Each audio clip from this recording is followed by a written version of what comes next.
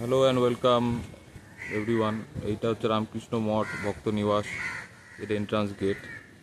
আমরা পুরীতে বেড়াতে এসেছি এবং পুরীর কিছু রামকৃষ্ণ মঠ ভক্ত নিবাসের ভিডিও শ্যুট করছি এবং এই মুহূর্তে আজকে এসে বিকেলবেলা আমরা বেরোচ্ছি আজকে একটু বেড়াতে যাচ্ছি। আমরা এখন 3 দিনের জন্য এসেছি পুরীতে।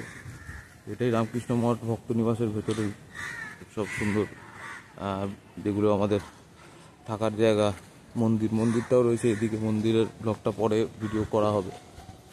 এটা হচ্ছে গিয়ে গেট এবং এই গেট দিয়ে আমরা সকালে এসেছিলাম, এখন আমরা যাচ্ছি সন্ধ্যাবেলা একটু বিকেলের দিকে।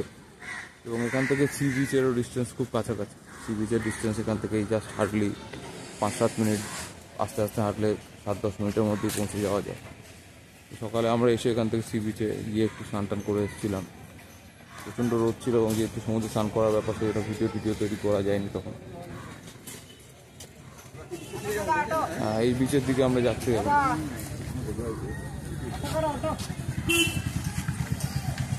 ঠিক আছে, বিচে গিয়ে পরে আবার ভিডিও করছি।